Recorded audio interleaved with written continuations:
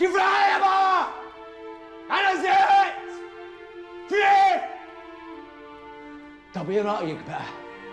طب ايه رايك ان حتى لو الفلوس دي جت هنفضل عايشين نفس عيشتنا هنا في البيت ده وفي البلد دي وعيالنا في نفس المدارس، وانا هشتغل يا تقى زي اي بني ادم المفروض انه يشتغل، وانت كمان لازم ترجعي لشغلك زي ما كنتي بالظبط.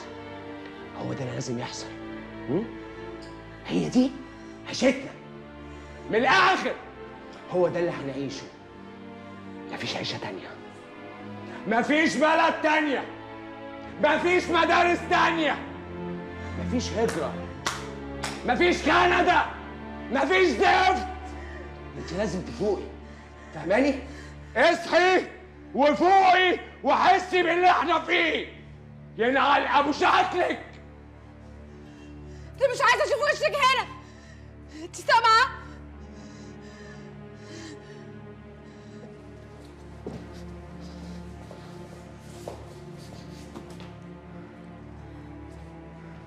ايه اللي انت عملته ده؟ انت جننت. ايوه يا عمر، انت جننت. انت تضرب طه. انا مش مصدقه.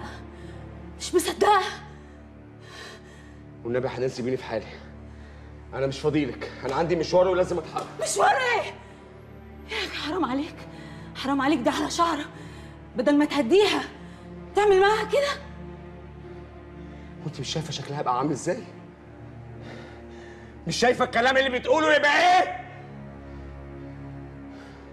انا زهقت يا حنان، زهقت من كتر الطبطبه والمحايله والمداديه والبوس والاحضان.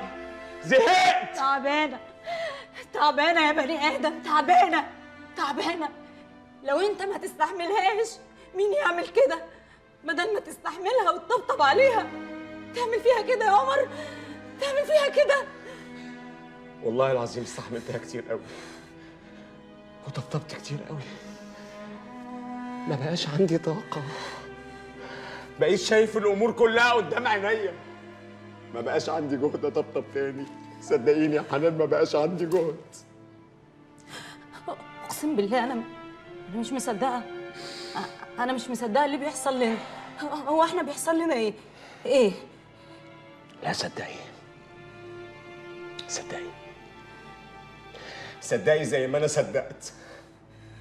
لازم كلنا في الوقت ده بالذات نصدق بدل ما نتجنن.